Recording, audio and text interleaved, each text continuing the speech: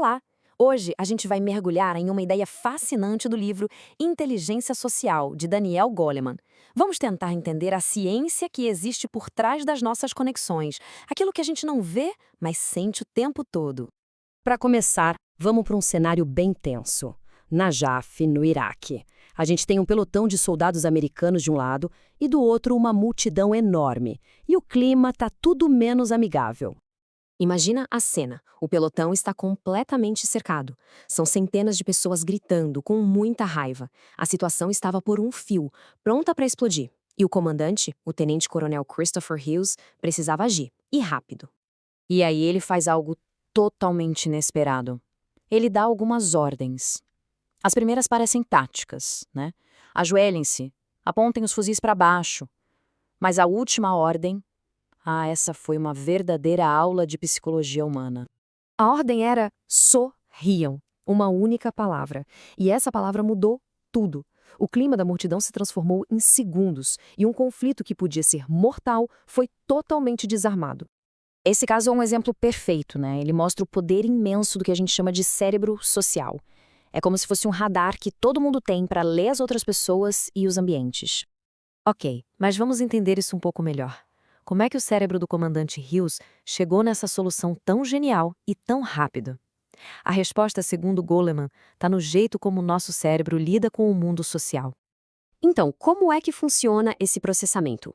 Goleman explica que o cérebro opera por duas vias, ou dois caminhos, que trabalham em velocidades completamente diferentes. E aqui a gente vê bem a diferença. De um lado tem a via inferior. Pensa nela como a nossa reação de instinto, sabe? É inconsciente, super rápida, totalmente automática. É o nosso sentimento visceral. Do outro lado está a via superior. Ela é o oposto, mais lenta, consciente, deliberada. É quando a gente para e analisa a situação.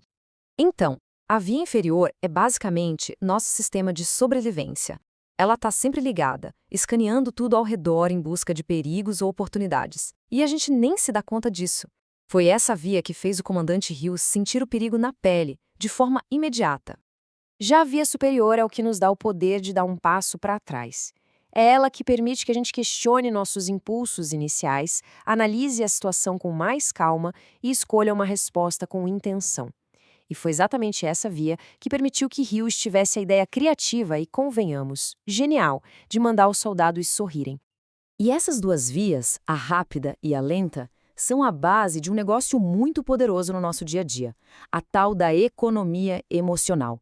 Ou, para simplificar, o jeito como os humores podem ser contagiosos, quase como um vírus. Pensa só numa situação. Alguém é super ríspido sem motivo aparente, tipo um guarda de mau humor. Aquela negatividade toda pode acabar grudando na gente, e a gente fica com aquilo na cabeça o resto do dia. O segredo é perceber que a gente pegou a emoção do outro, assim fica mais fácil se livrar dela de forma consciente. E é isso que acontece o tempo todo. As emoções se espalham, de pessoa para pessoa, e essas trocas, que rolam principalmente pela via inferior, automática, vão moldando as nossas experiências. Entender isso dá um poder enorme, porque a gente pode tanto se proteger de uma onda de negatividade, quanto, de propósito, espalhar um pouco de positividade. O curioso é que, embora o nosso cérebro seja feito para se conectar, o mundo de hoje parece que nos empurra cada vez mais para a desconexão. E olha só esse dado da pesquisa, que é bem alarmante. Para cada hora que passamos online, o nosso tempo de contato pessoal, cara a cara, com amigos e família, diminui em média 24 minutos. Quase meia hora. A gente acaba entrando numa espécie de transe urbano, cada um no seu mundo, focado nos seus próprios pensamentos, nos seus aparelhos, e essa bolha pode nos deixar completamente cegos para o que está acontecendo bem na nossa frente. E esse relato é o exemplo perfeito disso. Um metrô cheio de gente e todo mundo simplesmente passando por um homem caído na escada, cada um no seu próprio transe. Até que uma pessoa para. E esse simples ato de parar quebrou o feitiço da indiferença geral e fez com que outras pessoas também começassem a ajudar. Ou seja, a lição aqui é muito clara.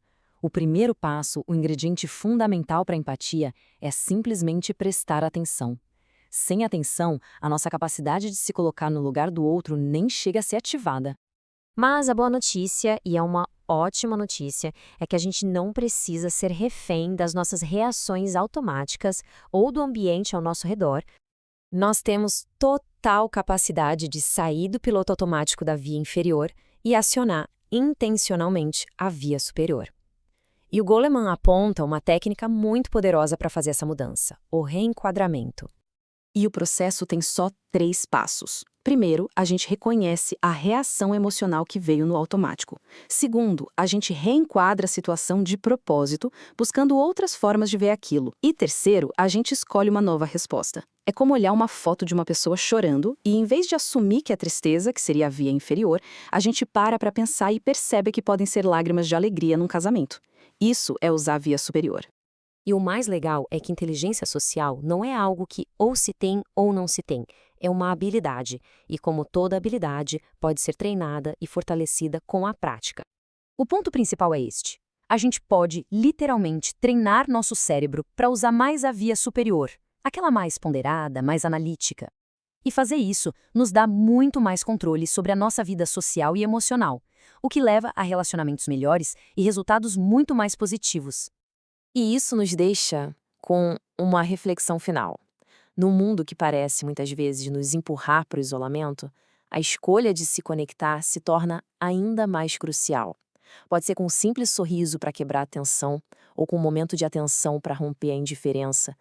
No fim das contas, a qualidade da nossa vida é definida pela qualidade das nossas conexões. E essa é uma escolha que a gente pode fazer a todo instante.